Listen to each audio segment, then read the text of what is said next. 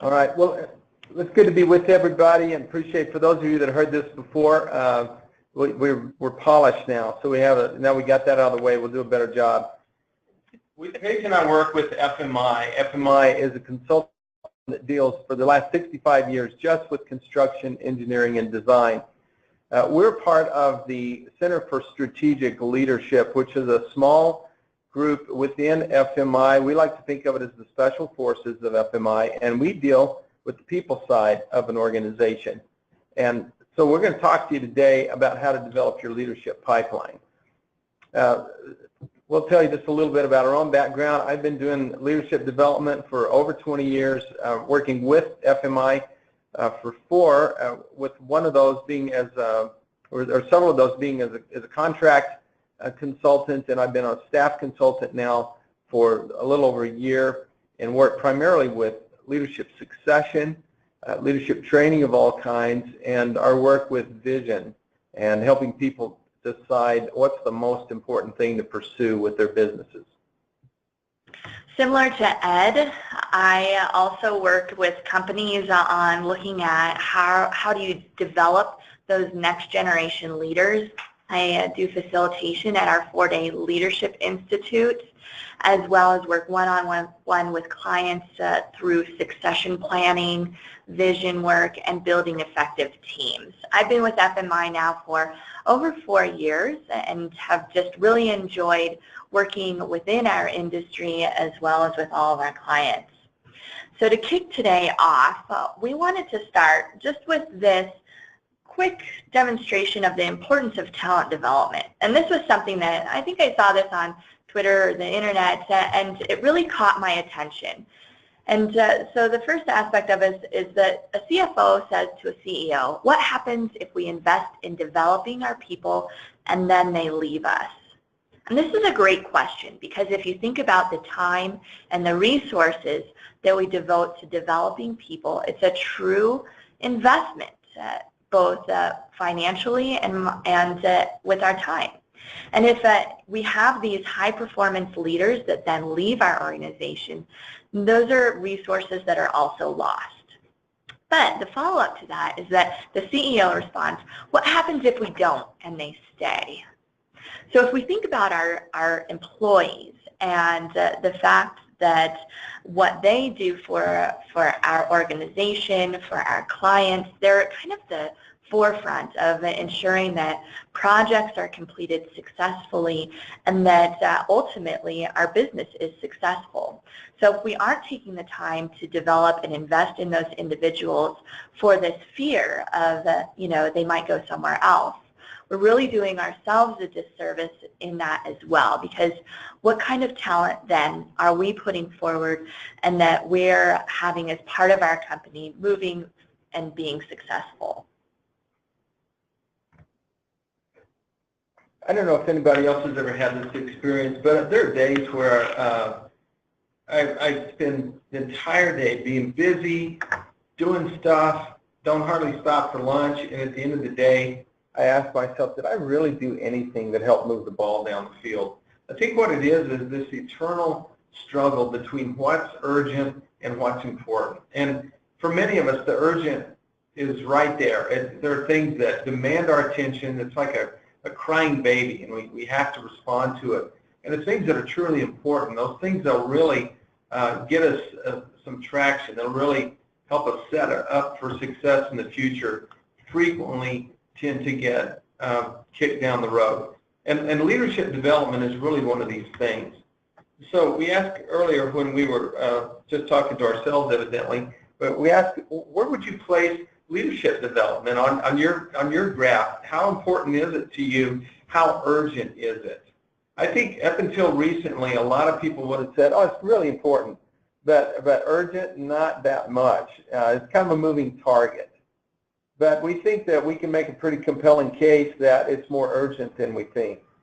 Yeah, so as Ed mentioned, so when we think about developing talent, in the past, it's always been important. It's an important part of, making sure that individuals are engaged, that they're progressing in their careers, that the goals of the organization, the results, are better because of this development. But recently, it's also become much more urgent.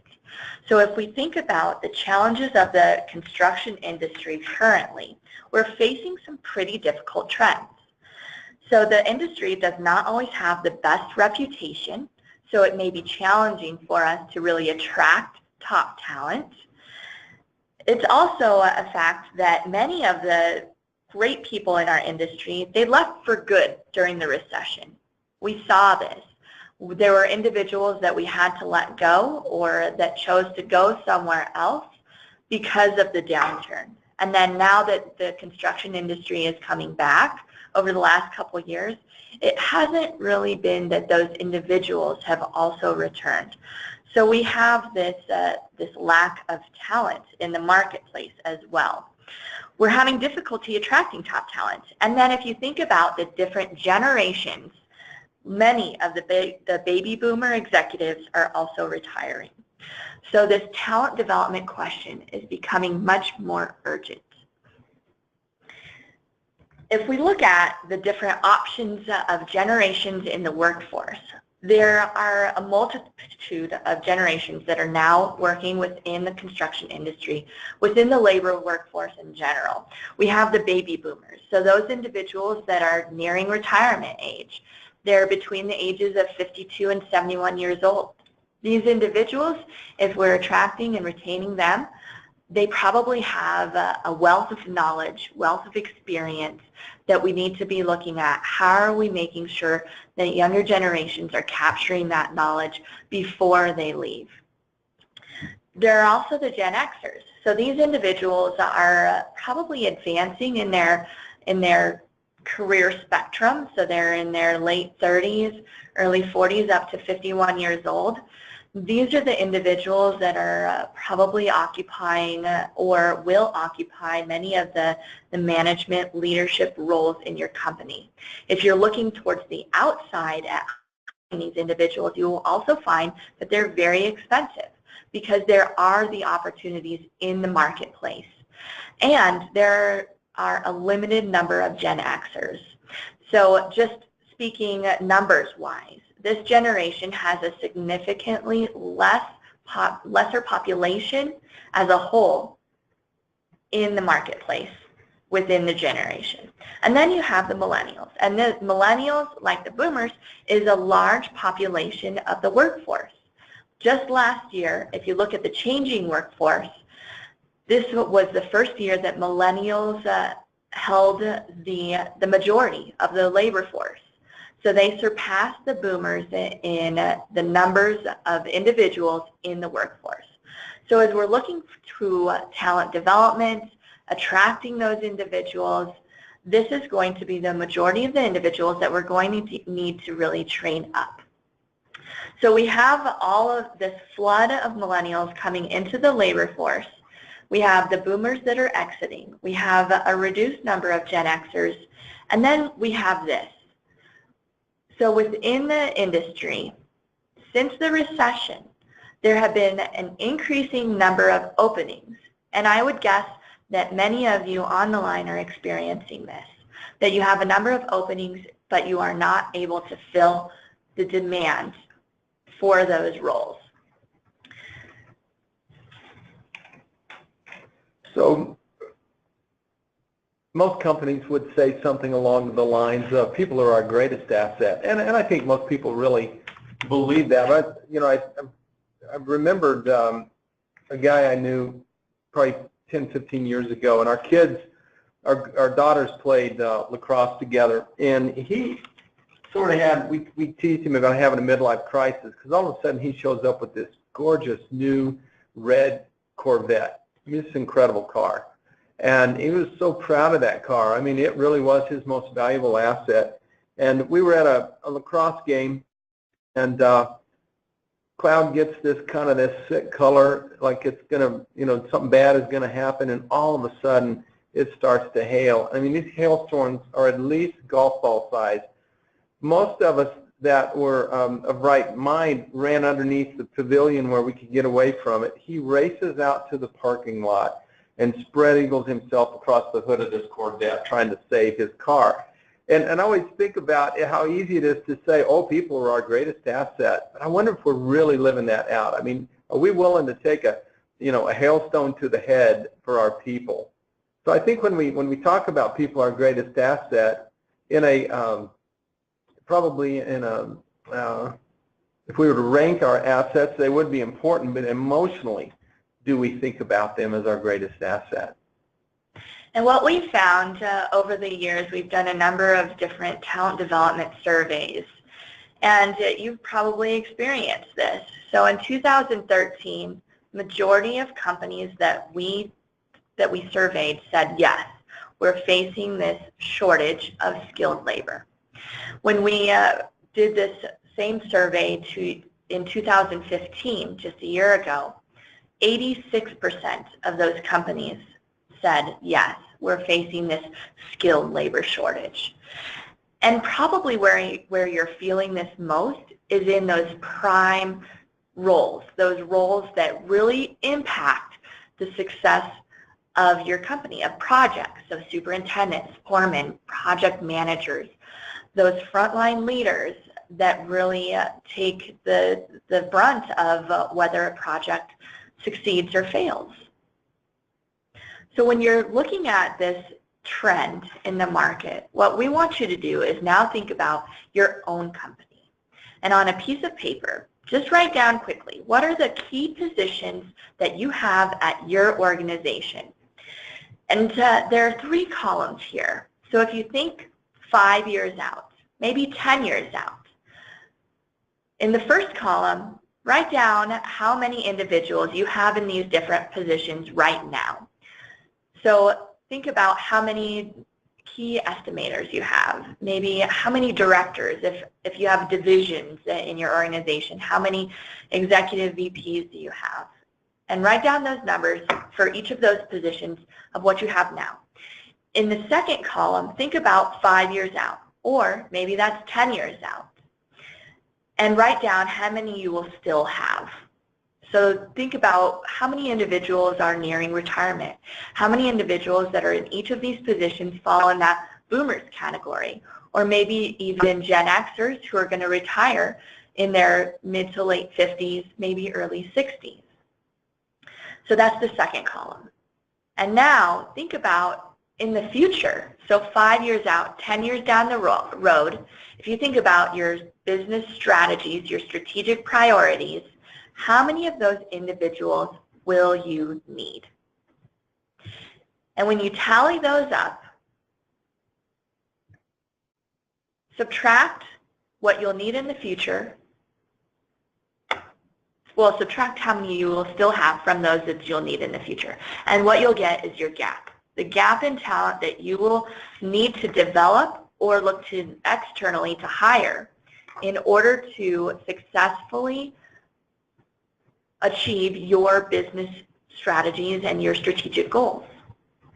So now you have, we've looked at the big picture trends. Now you have your individual company's gap in leadership. So let's look at how to address that. What are the solutions to it? So there's a phrase you might have heard, it gets used a lot, called the leadership pipeline. And the idea is that you need people in the pipeline at all times. What happens in a lot of organizations is there is either a retirement or a sudden loss. I'm working with a contractor in Northern California, and a 63-year-old best project manager they had suddenly had a stroke, and it's unclear whether he'll come back or not. And they're really vulnerable. And many companies are lean. They don't have a lot of people on the bench, and they're not actively, intentionally developing people to take the next level. Leaders are not preparing their replacements for the day when they might move. So a leadership pipeline ensures that you have people being developed across the organization, from the president's office all the way down to those people that are just coming into their first real job. And how are you developing them and preparing them? So the pieces of the leadership pipeline are pretty simple. We've got to attract those people and get them in the first place, and that's a challenge. because everybody else is looking for the same kind of people. Then once we get them, how are we going to retain them? How are we going to keep them from jumping ship?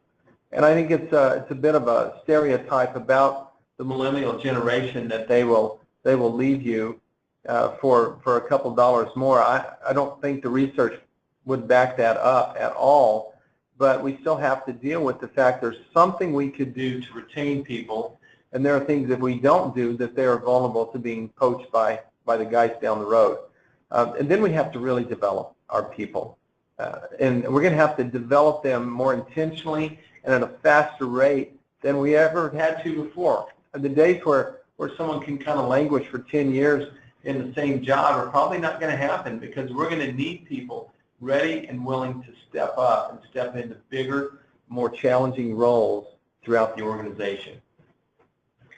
So if you think about these descriptions of attract, retain, and develop that Ed just mentioned, in your company, we're going to flip to a poll now. So your opportunity to really discuss which is your most troublesome area. So if you think about your company, which aspect of the leadership pipeline is most troublesome for your company?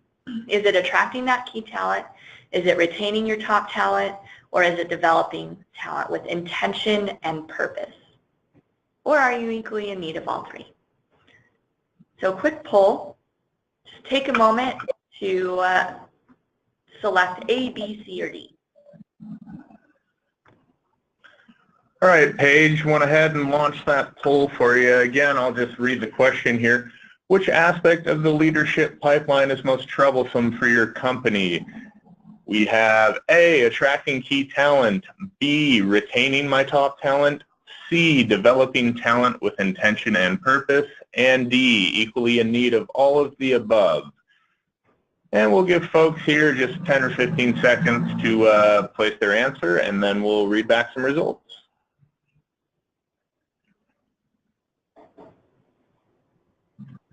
All right, piling in here. And just another 5 seconds here. 5, 4, 3, 2, and 1. Got the poll closed here. Read back some results for you. We have 17% of folks saying attracting key talent. We have 0% saying retaining my top talent. A whopping 50% for developing talent with intention and purpose. And 33% of folks said they are equally in need of all of the above. Great. Well, thanks for taking a moment to quickly share which aspect of the leadership pipeline is most troublesome for your company. It gives us some insight on what you're struggling with, as well as where we need to be spending the brunt of the remaining time with you today. So let's move right into looking at attracting talent. All right. I don't know how in your particular context people have come to you before. There were a lot of legacy people. They got into the trades because that's what their old man did. You know, someone followed another relative or friend into a business.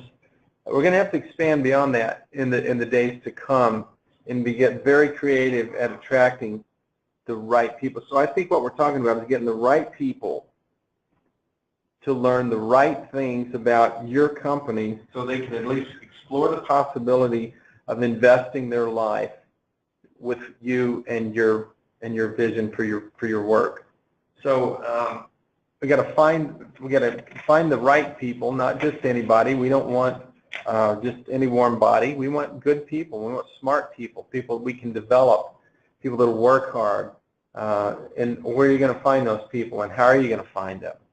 We've seen some pretty creative things. I was with a company not long ago that has just recently started a scholarship with a local university that has a strong construction management program. So they scholarship a handful of students. They provide internships for those students and have built relationships with the professors. They're not looking to hire a bunch. They're just looking for the best 1 or 2 every year. And they found a creative solution to try to identify some good young talent. What are you seeing, Paige? Well, and what I've seen when you're looking to attract talent, it's more than just a job description. So if you think about normal places that we may post a job description, are probably, if you have a website, you post it. Maybe look at Monster or Indeed.com, a number of online providers. You may look to recruiters if it's a position that is pretty high risk or high stake for your company. But it goes beyond that. So a part of it is looking at how are we including the unique aspects of our company within that job description. How are we really reaching individuals on a personal basis to let them know what our company is all about. And what that has to do with is the vision. So if what we found in our millennial study, so we sent out surveys to just strictly within the construction industry, surveyed millennials, and found that starting with an inspiring vision is one of the keys to both attracting individuals to your organization and retaining them for the long term. So we found that 25% are more likely to stay longer with a company if that vision and the direction of the company is clearly communicated and it inspires them. They can say, I was part of this. I was part of this organization, or I built that building. If you're able to communicate that from the very first interaction with that individual, they're probably going to be pretty drawn to your company. And it's really a differentiator, something that sets you apart from the rest, making them go, yeah, I want to make sure that I'm part of X company. I think about the story I heard about some military recruiters that were speaking in high school, and the Navy guy gets up and talks about how if you join the Navy, we're going to get you, you'll have money for college, you'll learn a trade. And the Army guy gets up and says, if you learn a trade, we'll give you money for college. Air Force guy gets up and says, we'll give you money for college and we'll teach you a trade. And the Marine recruiter gets up, he kind of scans the room and he says, I don't think there's probably more than 2 or 3 people in this room that have what it takes to be a Marine, but if you think you're one of them, come see me. But you can imagine after it was over, there was a flock of people around the Marine recruiter, and the rest of the guys are standing around talking to each other going, wow, what just happened there? And it's that idea of something, a vision, a powerful reason to come to work for your company. Now, maybe previous generations didn't share this value like millennials do, but I have 2 daughters that are in this generation. I'll tell you, they want to be a part of something significant. And so we use a diagram that it came from Jim Collins' book, Built to Last, which many of you have probably read. And we find that this simple illustration really helps us understand what does it take to have a great vision for your business, for your company. So it starts with core ideology. That's the great foundation. And ideology, that's the things that we believe in. There's a core purpose. There's a reason that transcends making money. Making money is a descriptor of success. It's not the reason that most of us got into this industry. And I always joke around with contractors, can you think of any other way that you could make more money than contracting? Because the margins are razor thin, the risk is high. So there's always something bigger than making money, and we spend a lot of time with companies helping them discover what that core purpose is. Core ideology already exists. We're not going to invent it. We're not going to come up with something that sounds good, and we hope that this is not about marketing. This is really the reason we exist. The other piece of that are core values, and core values, we have to kind of sift through the typical ones. Well, we have integrity. We're about safety, we customers first, and most companies believe that they have the market cornered on those traits, and yet everybody says that and believes that to be true about themselves. So we have to get down to what's really core, and I think the way that you get there is to figure out, would we fire somebody for violating one of these? I mean, are we willing to turn down business because of these core values. That's what it means to be core, and they're few. 3, 4, 5 at the most, those things that it will endure as long as the company exists.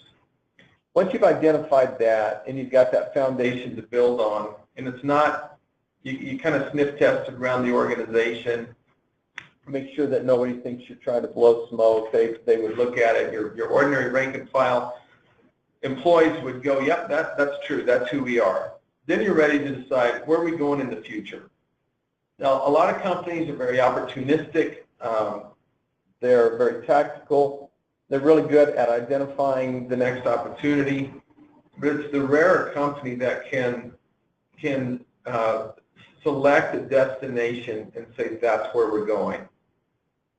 Once you decide where it is you're going, we develop what Jim Collins called the BHAG, the big, hairy, audacious goal. And I'm not sure anybody says hairy anymore, but you get the idea. This is something that is about 75% possible. There's an element of risk. It may not happen. A lot of variables out there, but you're willing to take a calculated risk that this could become reality for us. And then that vivid description is a paragraph or so where you describe that future in the most compelling language you can imagine so that people want to go there. So if it's a snowy, cold day where you're living and someone starts to talk about the beach, they talk about the sound of the waves and how blue the water was and how the sun felt warm on their skin and the sand between their toes and cold drink in their hand, pretty soon you can just picture yourself there at the beach, and all of a sudden you're online looking for tickets, wondering, man, I wonder if I can go to the beach. Well, I think an envisioned future is the same way. It's something so compelling that people would look at that and say, you know what, I'd like to take that journey with you. So that's really, I think, the most basic place to start in building an enduring organization that will allow you to enlist the best people from here going forward. Yeah, and just adding on to that, if that is really clear, I mean, that's a great opportunity to be able to, in interviews or when you're vetting talent, really say, do you want to come on board and be part of that? And if you're able to clearly articulate that, you'll have individuals that want to come with you. So let's move into retention. So retaining talent, it's all about what are we doing, what areas are we addressing to really engage the individuals that are in our organization, offer them opportunities, and keep them here for the long term so that we have the best way to fill those vacancies, those gaps that we talked about at the beginning of the webinar is to build up that talent internally. And retention is the key factor in being able to do that. So how are we looking at what we do, what we offer to our employees to keep them here? So part of this talent development survey was asking companies just that question. What are you doing? What kind of tools are you using to retain your key talent? And what we found is that many companies are using competitive pay. This is pretty important. If there's a great gap between what you offer and another company offers, that's going to be a key factor. Some of the other key areas where employers are using to retain their key talent also would be agreeable work environment. So what kind of environment are we ensuring for our employees that they're a part of? Whether that's a culture or how they work on teams, what it looks like in the field. Ensuring that they have an agreeable work environment was one of the top 3 ways that companies said that they use to retain their key talent. And the third one is training opportunities. So what kind of opportunities are we allowing for our employees to improve their skills, their talents at work? And this might compare with what employees are really looking for. Yeah, so it's really interesting based on our millennial study, and we'll be glad to send that to anybody who'd like a copy of that. The top 3 identified by employees under the age of 35 were competitive pay. No surprise there. As you probably have read, the average young person coming out of college today, the average student loan debt is now almost $30,000 and continues to climb every year. So yeah, they're gonna be looking for the most competitive pay. But what they're looking for next, I think, surprised a lot of people from previous generations. Flexible work schedules is the second highest with this generation, and that's something that most generations have never even considered. You know, you show up and you work, and when everybody else shows up, and you leave when everybody else leaves, and if you're the leader, you're first in and last out. But this generation, there's a fallacy that they're lazy, that they don't work hard. And I'll tell you, I don't believe that at all. But they do want some flexibility to work and integrate other aspects of their life in and around their work. One of my daughters, the other day, she left her house at 4 in the morning to go make a sales call, and was with some clients, and then had some staff meetings, got home at 10 o'clock that night. And then the next day was a different kind of day. She worked from home and was able to get some errands run. I mean, that kind of flexibility is something we've not seen in this industry all that much. We've got to figure out how to incorporate that. And then define career pathing. By that, a young person wants to know, where can I go? Is there a place for me here to grow? And they have the capacity for incredible loyalty if they believe that your company is the place that will develop them, give them opportunities, and show them a clear path of how they can maximize their talents and advance in their careers. So this upcoming workforce really wants a clear picture of how they can advance from point A to point B. Having that clear path forward is really a key to engaging millennials long term. If you look at what are the opportunities that we currently have for the employees that we have, you may consider what kind of competencies would they need to move forward. So competency models are a way to look at what differentiates an average performer from a star player. And what this provides, it provides a path forward. So if this model is aligned with your purpose, your values, the vision for the future, I as an employee know what kind of development I need, what kind of experiences I need to have in order to move up. And it's also a great opportunity to have those conversations with individuals. We've seen superintendents that have been there for a very long time that are really key performers in that role, and would be an individual that a leader would say, yeah, we want to move that individual forward. But if you don't have that conversation, you may not know what is that path forward for the individual. Where do they want to go? Or do they even want to progress? Does that superintendent want to move into a general superintendent role where they have more responsibilities, have more oversight of individuals? Or are they happy with where they're at? So competency models provide the path forward for each different position in an organization, and they provide the opportunity to have intentional and purposeful development, which is our next area of discussion.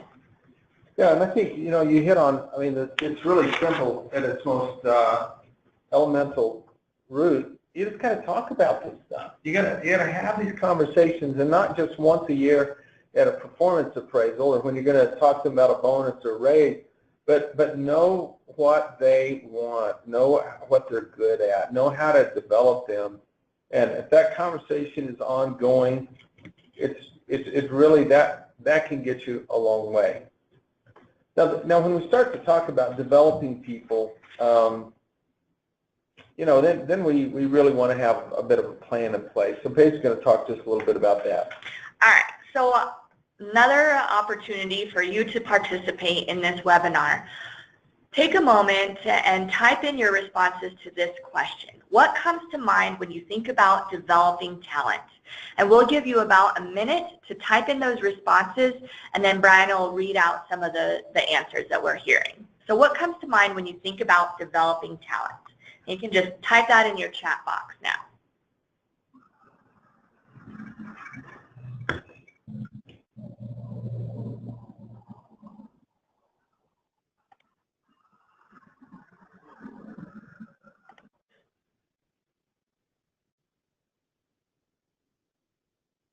All right, just want to reiterate here, folks, go ahead and use the questions and comments box there.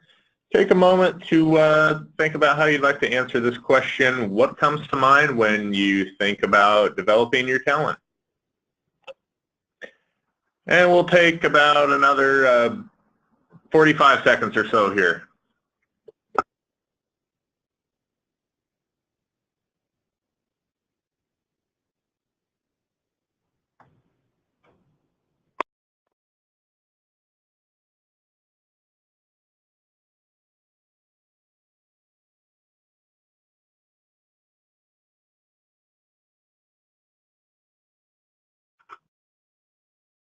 All right, we've got some good responses rolling in here. Another 20 seconds or so for folks to go ahead and type in their answer.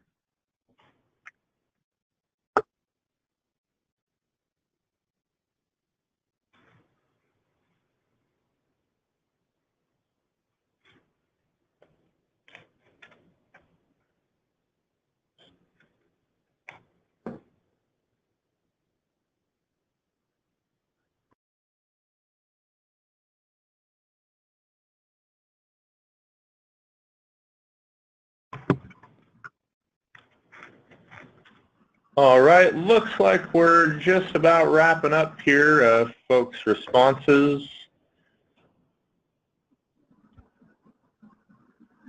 Takes a bit of time to type in an answer, so we'll hang on the line here just another 10 seconds or so, perhaps.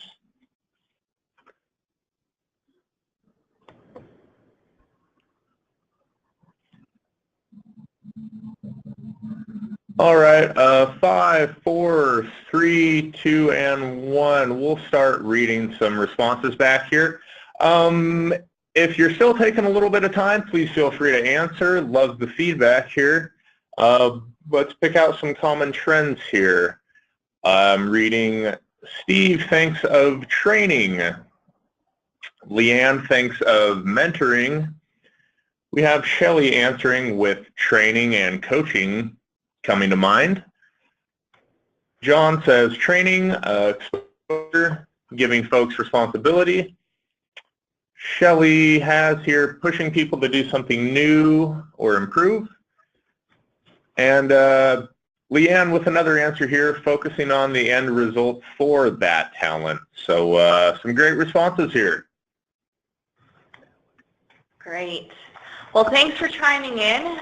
Some great responses there. When we think about developing talent, we actually have specific areas that we think through, and that's through our peak leaders model. So we're gonna just kind of blaze through this, but I wanted you to get a sense of how we think of leadership. This outer ring are leadership behaviors. These are things that leaders need to do: setting direction, aligning resources, motivating and inspiring your people. These are all behaviors, but those behaviors are shaped by personal values and attitudes.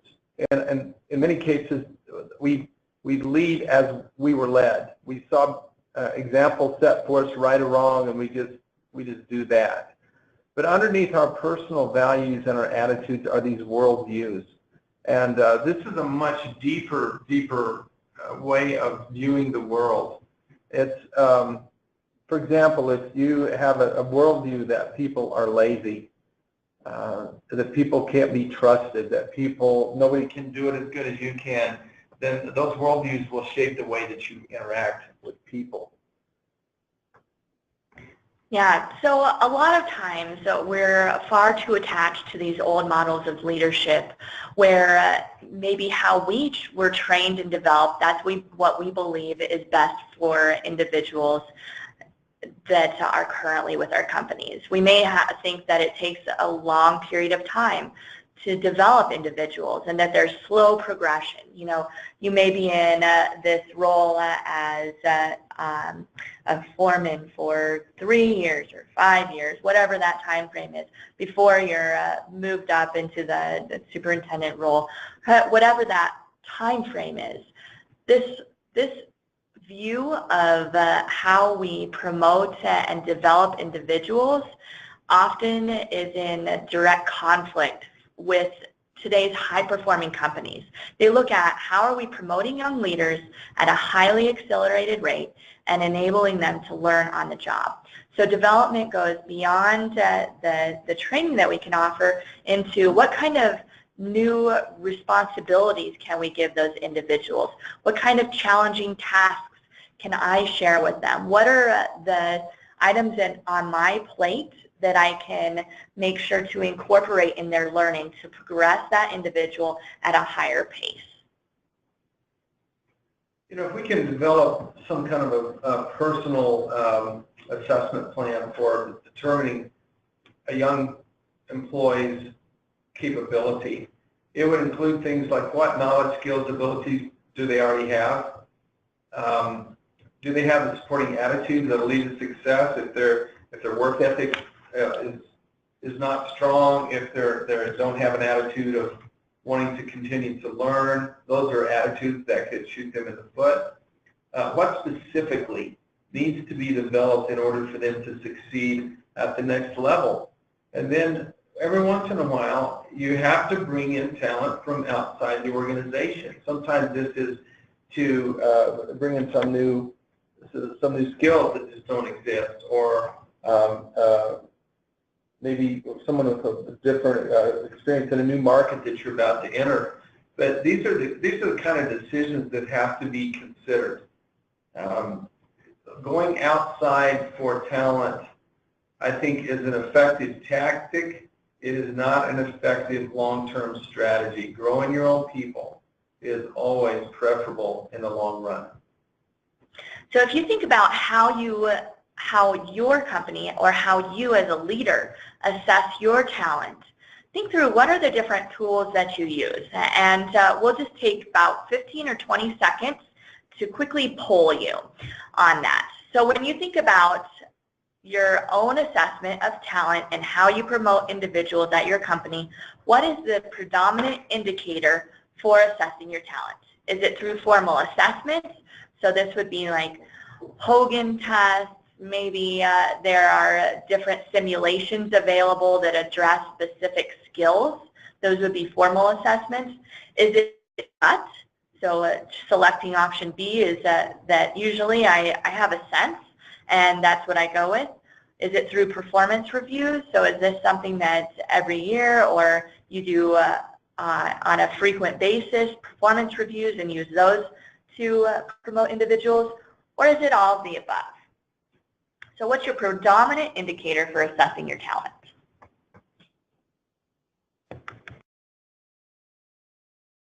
All right, Paige, I've got that poll launched here. Again, we'll give folks another 10 or 15 seconds or so to go ahead and input their answer here.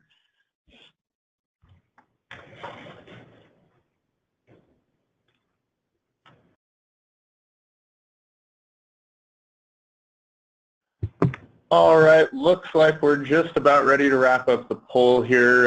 We'll go ahead and close the poll in 5, 4, 3, 2, and 1.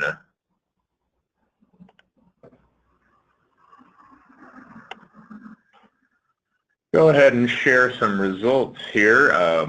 Again, the question was, what is your predominant indicator for assessing your talent? We have 0% chose formal assessments.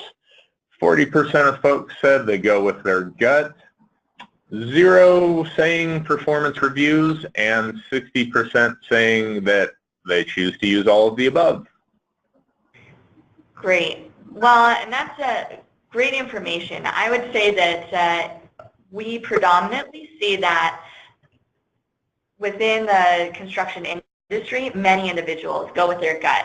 But we want to make sure that when we're assessing individuals, there are those subjective factors that come into play, but also what are some objective indicators that we can use to really guide our own understanding of an individual's skill sets and how they will perform in those roles. Just quickly, I think we all have a sort of maybe an exaggerated view of the accuracy of our gut.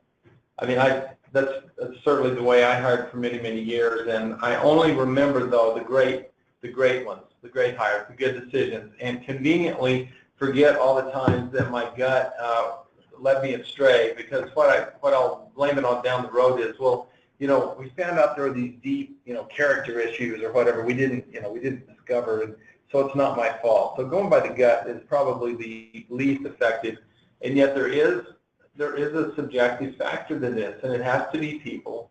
You have to hire people that you want to work with. So we all have just a really limited budget. We have a limited amount of time. We have a limited amount of energy to invest in the right individuals for the right positions that we're going to need in the future. So this is going to require us to be pretty specific and pretty discerning about who they are and what it is specifically that we want to develop them for. So one of the ways that we can assess individuals that may go beyond just that gut feeling is through evaluating candidates based on, if you remember us talking about those competency models, this is a great opportunity to look at a way to analyze the individuals on these real competencies that will be indicators of success in their current role or in a future role. So we'll provide you after the webinar with this evaluating candidates worksheet, and it's just a quick way to write down some individuals' names and then on a scale indicate where do they rate, where do they rank when it's concerning these different competencies. So these are some examples. So business acumen, collaboration, how well do they work in a team? That's pretty important when you think about the different jobs that individuals are on. How well do they think strategically? That might be another indicator of star performers for a key role than average performers. So these are some examples of different tools that you can use to evaluate candidates. It's also a great opportunity for you to fill it out as well as your direct report and then have a conversation around it to guide and direct development in the future. Here's another simple way just to kind of assess your people. You're trying to figure out, okay, I can't invest in everybody. Who am I going to invest in? Make a grid like this. On one hand, one axis is cultural fit. Are they a good cultural fit? Are they not so good? Then the other axis is strategically, do they fit where we're going? Do they have not only the skill set we need now, but the aptitude to learn and the ability to think long term? And then just start writing names in these 4 quadrants. And then you'll be able to figure out we need to invest our limited resources in what would be boxes B and C, the blue boxes across the top there. And we'd love to see you go ahead and go through this exercise as a way of trying to determine what people would be your best investment going forward. Yeah, and this cultural fit is pretty important. If you think about individuals in your company, maybe there's an individual that's a high performer, but they're just, they bring the team down. They may not be a true cultural fit, and it's those individuals, if you've worked with them and tried to work with them, they're the hardest people to let go because they may be high performers, but it's kind of like that bad apple that spoils the rest.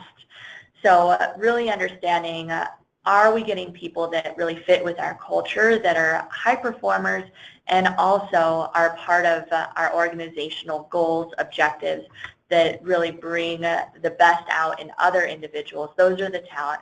Those are the key individuals that you want to make sure that you're attracting and keeping, as well as investing in. And to that point, as mentioned, we have this limited amount of resources. So it's important for you as a leader to determine who are those individuals that you really need to invest deeply in. So these are probably your top three to five that you really want to focus your time on, your energy, and your resources. Because if you have 15 direct reports, I guarantee you that you will not be able to develop them at a high level if you're working with all 15. So consider which ones that are in the middle ring of the circle of influence that you really need to take under your wing and invest the time and resources in. The others, you might consider, who do you need to include in the conversation? Who are those individuals that you need to reach out to that can help in developing the talent? And then finally, who are those individuals that you need to influence? So this might be giving feedback when you see something either that they need to improve on or that they're doing really well. These in the broader ring you'll have touch points with, but it will not be as focused time as those individuals that you're willing to invest in. We're going to fly through this just as we run out of time, but I'd love to have follow-up conversations with anybody, and Brian will have our contact info, so feel free to reach out. But for those companies that have world-class talent development programs, and they are few, we see the following. We see that they are using assessment tools in very precise ways. They're aligning them across the organization. We see that the high potentials that have been identified are given visibility and access to senior leaders, and people know who they are. They know the pressure's on, so to speak, and then they have access and mentoring opportunities with senior leaders. There's a lot of different curriculums that could work for you, and we see a lot of companies that'll use different things. There's no one-size-fits-all. Coaching and mentoring in all their various forms are extremely important, because most of us know what it's like to go to a training event. Even if it's a great event, you may take home one or two things, but fall through is a challenge. So that's where coaching really brings value. And so one thing to note as well is that in our millennial survey, one of the interesting findings that came out of that is that if individuals feel like they're being invested in by senior leaders, if they know that their senior leaders have their well-being at heart, they are much more likely, significantly more likely, to remain at that company for long periods of time, for that longer term. So coaching and mentoring plays a key aspect in that part. Yeah. Paige has already talked about competency modeling, just being able to really be able to specifically identify the difference between an average performer and your superstars.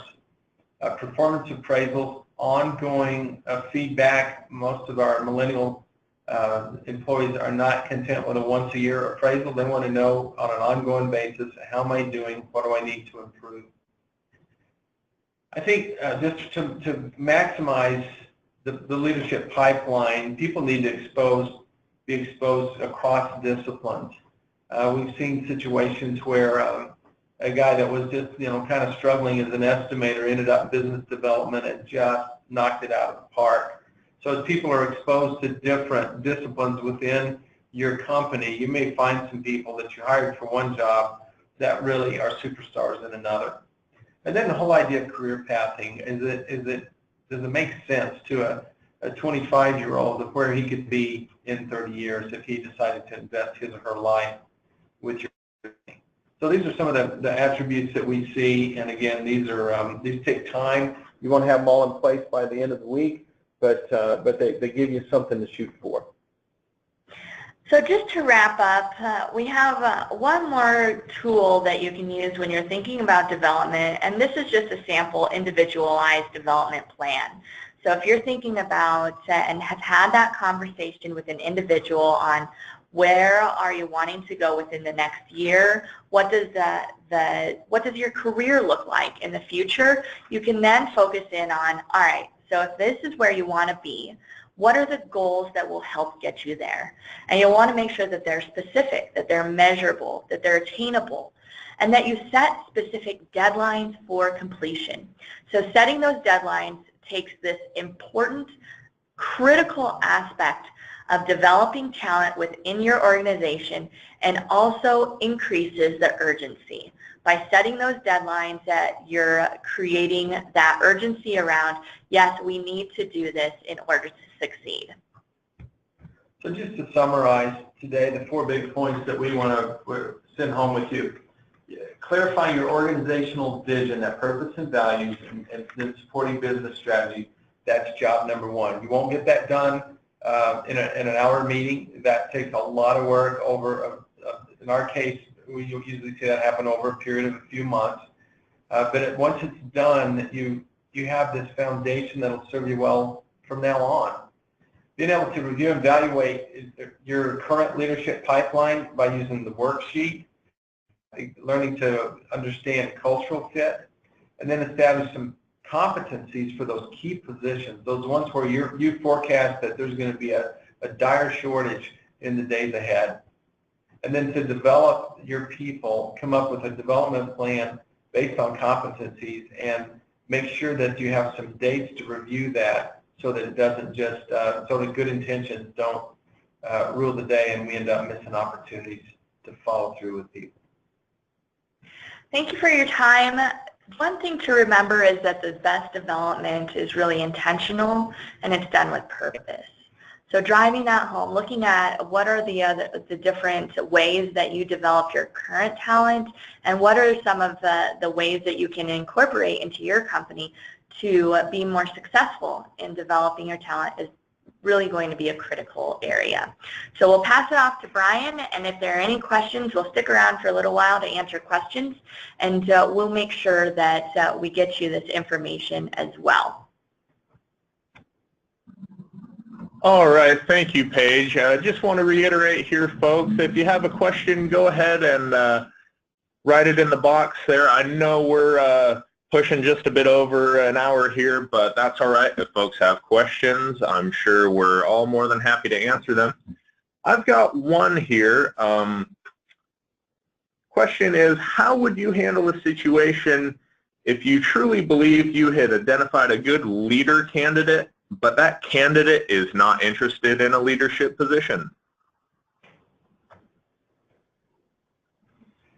Well, you know, that would, for me, that would be first on the list. I was just with a company earlier this week, and they have created actually 2 career paths. It's an engineering firm, a lot of really smart technical people, and for a while it was, and it's true in many cases, the only way you could get promoted and make more money was to become a manager, and a lot of them didn't even want to be a manager, but it was sort of the obligatory next step. You know, typically those things don't work out well. They don't have happy endings, and so I would take a no as maybe a not yet. There are a lot of people that are fantastic individual performers that just are intimidated or they've had bad examples of leadership. So I wouldn't necessarily give up on them, but I sure wouldn't force the issue until they're really enthused and ready to do it on their own. Yeah, and you might ask some questions around maybe getting a deeper understanding of why that is. Is it that they are concerned about added responsibilities, time commitment? They may just have a love for what they're currently doing, and that's where they want to carry out the rest of their career. You know, if those reasons are understood, you may be able to look at opportunities of, all right, so if this person doesn't want to advance into a leadership role, what are some other ways that we can really capitalize on their strengths, whether that's sharing information, maybe they're a key mentor, a coach to others, that they could provide key key information to, and ways for others to grow into leadership opportunities. But I think it's important to understand what are the reasons behind that. You don't ever want to force someone's arm because, as Ed mentioned, it may not always work out in the best way that you see fit. All right, that's great. Great feedback there. Real quickly here, we've got just one more question I'm reading. What are some indicators that suggest that it may be time to start looking outside for new leaders? Well, I think if you've done a pretty careful assessment of the people that you have and you're just really convinced that there's no one that can be developed, I think then you're going to have to look outside. I think when there's something that needs to change, a lot of times there's a cultural change that needs to happen. I see sometimes smaller businesses that want to scale, and you look around, you realize we don't have anybody here that's ever done a project over X million dollars, and so you go look for someone who has experience with those larger projects. That would be an example. Someone that brings typically an area of finances. You start off with the contractor spouse keeping the books on the kitchen table at night. You end up with maybe a bookkeeper. At some point, do we need a controller? Do we need a CFO? Sometimes you have to go find somebody who can do what you guys have never done before. But when you anticipate what you need, and you can forecast that out in the future. There was a book written by a Harvard professor a while back called The Inside Outsider, and the best new executive leaders tend to be people that have worked for your company, know your culture, like what's going on, but then they went elsewhere and got a new level of experience. So they come back and they're the best of both worlds. They preserve your culture and they bring in some skills and expertise from the outside. So it's never an easy answer. Yeah, I think that there are a number of factors to take into account. I think that one area where we've seen an external candidate come in is if it's a quick turnaround. So if there's a quick exit of maybe the founder is leaving within the next year, and you obviously don't have the talent to fill that role, would be a time to look externally. As well as Ed mentioned, if you're looking at the future of the organization and where you're going, if it's a significantly different direction, or maybe it's bigger than the skill set that you have currently on your team, and you won't be able to develop it within the next couple of years, be another time to look outside. So, a number of factors, but definitely they're key indicators of when you should go internally and when you should look externally as well. And then there's one key factor when that doesn't work, and that has to do with cultural fit. It's pretty easy to assess skills, look at somebody's resume, they've got all this experience, they know all this software, whatever it is. But boy, take your time to figure out if they fit who you are, and if you have any hesitation at all, pay attention to that, because we have lots and lots of stories of a very talented outsider, highly successful at their previous company, that come in, don't get the culture, don't fit the culture, and it's a train wreck. Yeah. All right, guys, thanks for those responses there. Looks like we're out of questions here, and appear to be running out of some time as well. So just want to thank everyone for attending today. Ed and Paige, especially like to thank you for presenting, and just want to let you folks know that we'll be following up with you in the next day or two to provide the recording or slides to any folks that are interested. So with that, I'll go ahead and sign off from Seattle here. Once again, thanks everybody for attending today, and enjoy the rest of your day. Thank you all. Thank you.